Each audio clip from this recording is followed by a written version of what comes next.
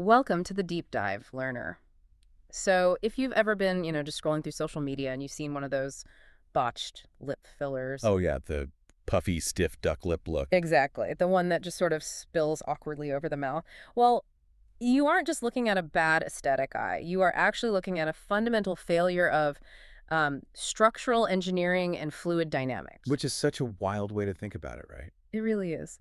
And today our mission is to decode the architecture of a truly natural lip enhancement.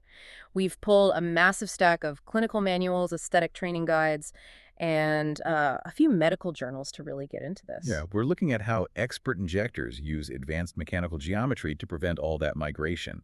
Specifically, we're focusing on two techniques, backward retrofanning and crosshatching. Because we want to know how they ensure flawless, uniform labial volume distribution. I just love the idea of treating facial aesthetics like, literal structural engineering. It's well, it's a fascinating mechanical problem. I think aesthetic medicine often gets reduced to just like adding volume. Right, just bumping it up. Exactly. But the literature we're reviewing today makes it incredibly clear that volume is really just the raw material. Beautiful results are simply the byproduct of respecting human anatomy and physics. The clinical outcomes entirely depend on how that material is architecturally woven into what is basically a highly kinetic space. Highly kinetic. I like that. Yeah, I mean, the human lip is in constant dynamic motion. So treating it like a static structural void, like a pothole you're just filling with cement, that's exactly where we see those catastrophic migrations. That dynamic motion really is the core of the issue. We're looking at a canvas that talks and smiles and chews. It completely contorts like hundreds of times an hour. Right. So before we even get into the complex geometry of, how to inject filler in a fan or a crosshatch pattern, the journals emphasize that we first have to understand exactly where it's going. The canvas completely dictates the technique here. And since, learner, we know you already understand basic facial anatomy, we don't need to retread the standard epidermal layers today. We need to look straight at the vascular map. Right. The vascular network is the most critical variable in the lip's 3D structure. Specifically, we're talking about the superior and inferior labial arteries. The danger zones. Exactly. The guidelines are very strict on this. Navigating around these arteries is the primary mechanical constraint for literally any injector. These arteries typically sit, I think the data says about 2 to 3 millimeters deep. 2 to 3 millimeters, yeah. Yeah, and they run along the posterior aspect of the lip, right near the wet-dry border. Which is, just for clarity, that transition zone where the dry vermilion, the red part of your lip, meets the wet oral mucosa on the inside. That's the one. But, the clinical literature points out that this placement isn't like a universal guarantee at all.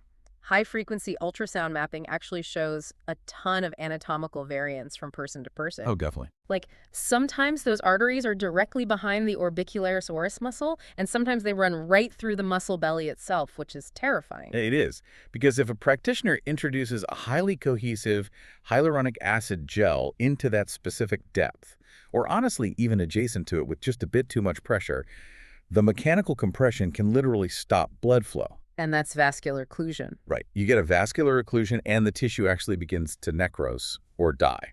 Oh, okay. Let's unpack this. Because if hitting those arteries is the ultimate disaster, how do injectors know they're in the safe zone? The aesthetic training manuals use this brilliant visualization for the depth constraint. They call it the bedding analogy. I love this analogy. It makes it so It clear. really does. So imagine you're sliding a cannula or a needle under the covers of a bed. If you inject at the sheet level, which would be the superficial dermis, that is mechanically flawed. The tissue there is just way too thin to integrate the gel. You end up with, like, surface bubbling and irregularity.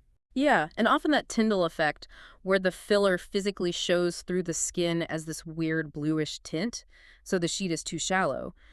But conversely, plunging way down to the duvet level means your instrument is completely hidden under thick tissue. Right. You're now inside or totally behind that orbicularis oris muscle. Exactly. You are right in the direct strike zone for those arteries we just talked about.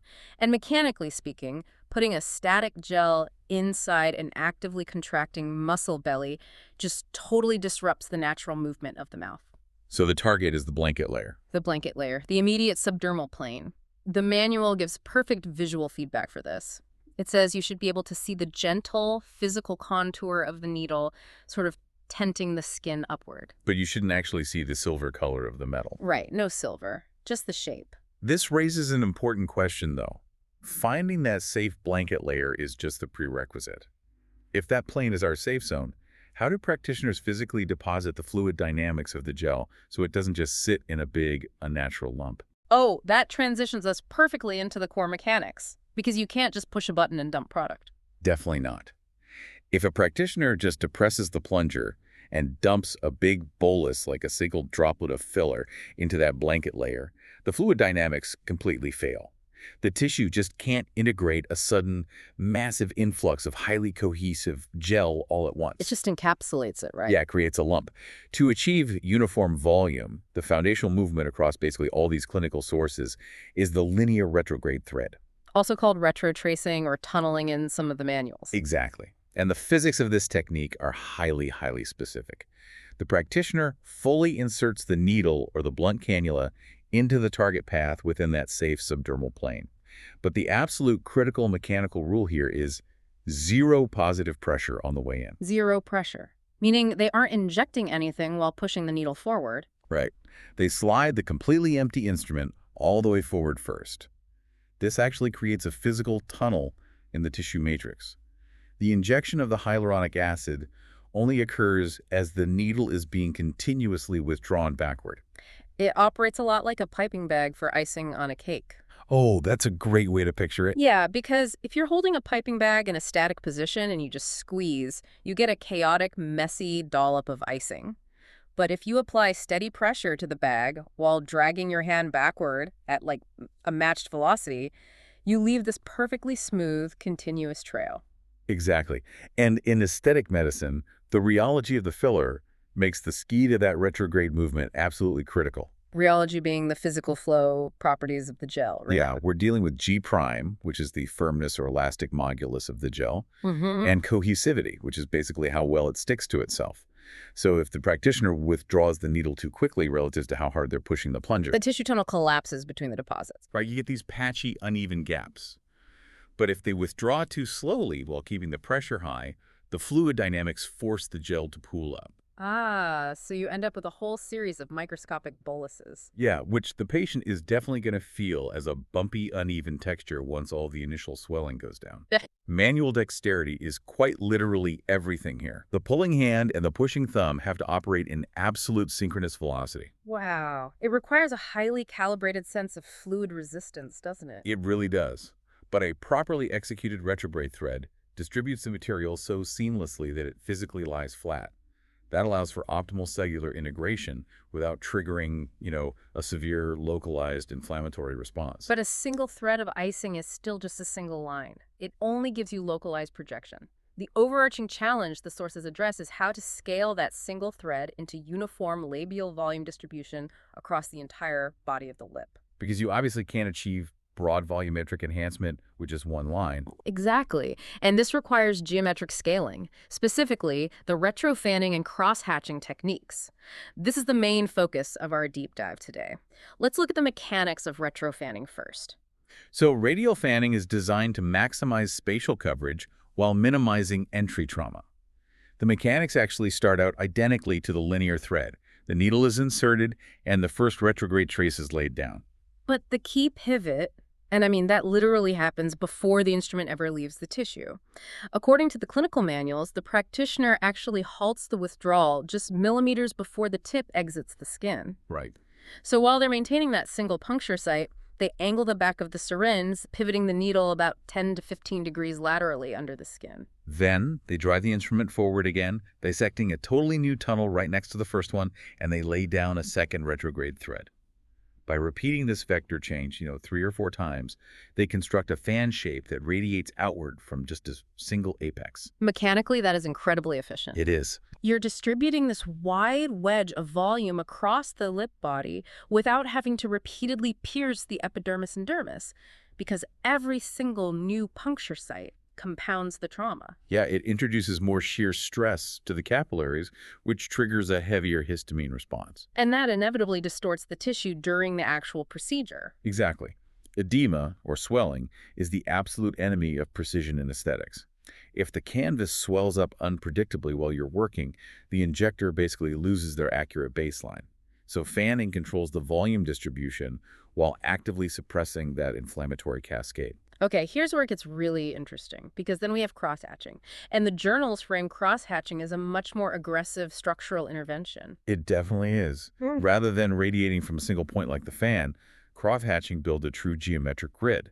Right, so the practitioner lays down a series of parallel retrograde threads, let's say vertically across the lip body. Then they completely withdraw the needle, re-enter at a 90-degree offset, and lay down perpendicular threads directly over the first set. It creates a woven lattice. If we use a textile analogy, it's like the warp and the weft of a woven fabric. The intercepting points of those hyaluronic acid threads physically bond and support each other. Creating a high-tensile structural scaffold right there inside the subdermal blanket layer? But I do have a question about the trade-offs here. Because looking at the clinical data, the sheer amount of tissue trauma required for crosshatching is significant. You are essentially multiplying the puncture sites and the internal tissue dissection. So doesn't that mean significantly more trauma and bruising for the patient compared to fanning? What's fascinating here is that you have to look at the baseline tissue integrity of the patient. You're right, it is more trauma. Fanning covers a wide area for smooth volumization while minimizing those puncture sites. It's highly preferred for patients who already have decent structural support but just want uniform enhancement. But what if they don't have that support? Right. If you are treating a mature patient who is experiencing severe volumetric deflation like, where the dermal matrix is thinned out and the lip is physically inverted or collapsed, fanning just isn't enough. The tissue lacks the inherent tension to even hold a fan shape. Correct. The lip needs internal rigidity at that point. So that overlapping warp and weft of cross-hatching provides this dense, load-bearing framework that physically props the collapsed tissue outward. And interestingly, the microtrauma from all those intersecting passes isn't entirely negative in the long term. Oh, because of the healing cascade? Yes. The controlled mechanical trauma of cross-hatching actually stimulates fibroblasts, which initiates neocollagenesis. Meaning the body lays down its own new collagen along that exact grid. Exactly. It further reinforces the structural integrity of the lip long after the hyaluronic acid filler itself begins to naturally degrade. Wow. Okay, so fanning is for uniform volume with minimal downtime, and crosshatching is a structural rescue for collapsed tissue. But both of these techniques operate on the horizontal plane, right? They integrate with the natural horizontal orientation of the lip. Yes, they do. But reading through the current literature, there is heavy, heavy criticism of aesthetic trends that just abandon this horizontal geometry entirely. I'm looking at the data on the vertical tenting techniques, like the trendy Russian lip or the Bratz doll technique. Oh, man. The clinical shift toward vertical techniques has provided us with a massive, albeit often unfortunate case study in the physics of facial movement. Let's get into it. The aesthetic goal of the vertical technique is to maximize vertical height and flatten the side profile, right? Creating a sharp, sheer wall of lip rather than a natural curve. Right. And to achieve that upward projection, practitioners discard the subdermal blanket layer entirely, and they ignore the retrograde fan. Instead, the manuals show them entering directly at the vermilion border, the very outer edge of the lip, and driving the needle vertically downward, straight toward the oral commissure. They deposit these rigid vertical columns of high G prime filler side by side, Effectively tenting the tissue upward. It's like vertical struts holding up a canopy. Visually, sure, it achieves immediate vertical lift, but mechanically, it is a disaster waiting to happen. because it completely ignores the kinetic forces of the orbicularis oris muscle. Let's break down the sheer stress involved here. The orbicularis oris isn't a standard linear muscle, learner. It's a sphincter muscle. A sphincter that constantly moves as we speak, chew, and smile. Exactly. Every time you sip through a straw or purse your lips, that muscle operates via concentric contraction. It tightens and pulls inward, operating much like a drawstring. So when you stack vertical columns of filler perpendicular to a dynamically contracting sphincter muscle, you're introducing massive shear force against a non-Newtonian fluid. The gel is subjected to constant repetitive compression. It's the muscle squeegee effect. Yes, the literature perfectly demonstrates that over time, the concentric pressure of the mouth actually milks those vertical columns of filler. And because the filler was placed right at that delicate vermilion border to prop it open in the first place, it literally has nowhere to go but up. It takes the path of least resistance. The repeated mechanical stress literally squeezes the gel out of the red body of the lip, completely breaching the anatomical barrier, And forcing it into the looser areolar tissue of the cutaneous upper lip. which produces that infamous blurred filler mustache, or the duck lip. Exactly. The patient looks in the mirror 6 months later, and they usually assume the filler just dissolved weirdly or spread naturally. But the physics show it was actively pumped out of bounds by their own muscle contractions. The vertical tenting technique puts the architectural support in direct opposition to the body's mechanical forces. And the material will always lose that battle. Always. So what does this all mean? Well, this is exactly why the journals overwhelmingly advocate for returning to retrograde fanning and horizontal crosshatching. When you lay down these tiny 0.05 milliliter microaliquots of filler in a horizontal fan, you are weaving the gel into the existing tissue plane in alignment with the muscle fibers. Right, you aren't creating a rigid vertical strut to fight against the muscle. Yeah. Proper retrograde fanning in that correct blanket plane respects the natural tissue barriers. So when the orbicularis oris contracts, a horizontal fan or a soft subdermal grid flexes with the muscle. The tissue and the gel compress and expand as a single integrated unit. It absorbs the kinetic energy rather than resisting it. The product stays safely anchored within the labial boundaries because the shear stress is distributed across the entire fan. Rather than concentrated on a single vertical column right at the border. Exactly. It is the clinical difference between merely filling a space and actually engineering a dynamic tissue integration. Uniform labial distribution isn't just about looking good on day one. It's about structural integrity. It is defined by how well that geometry sustains itself under the relentless kinetic load of daily life. The overarching takeaway from these clinical manuals is that aesthetic medicine really is a pure application of fluid dynamics, anatomy, and structural engineering. Achieving that flawless uniform pout relies on the precise execution of retrograde fanning and crosshatching to build a supportive, natural lattice. If we connect this to the bigger picture, we constantly see that respecting the body's natural boundaries and mechanical forces always yields the best, most sustainable results. Working symmetrically within those constraints is really the only way to ensure long-term stability. It shifts the perspective entirely, doesn't it? We aren't looking at a static architectural blueprint. We are analyzing living structures that have to flex, breathe, and withstand immense daily pressure. And honestly, all that data leaves us with a highly provocative thought to consider today, learner. Oh, where does the clinical literature point us next? Well, if our facial muscles exert such constant shear force that they can literally squeegee misplaced filler right across anatomical borders over time, what does the next generation of rheology look like? Could the future of aesthetic medicine involve smart fillers? Smart fillers. Yeah, adaptive biomaterials engineered to actively respond to our individual muscle contraction patterns. Imagine a non-Newtonian grid that temporarily increases its G prime to provide rigid support when the muscle relaxes, but instantly lowers its viscosity to flex the millisecond you smile. Wow, completely neutralizing the squeegee effect. A biomaterial that doesn't just passively sit in a cross-hatched grid, but actively communicates with the kinetic energy of the face. That would rewrite the structural rules entirely. It absolutely would. Thank you for joining us on this deep dive, learner. The next time you see a brilliantly natural lip enhancement or, well, a severely migrated shelf of filler, you'll know exactly the fluid dynamics and the geometry operating right beneath the surface. Keep asking questions and looking beneath the surface of the things you see every day. We'll catch you on the next one.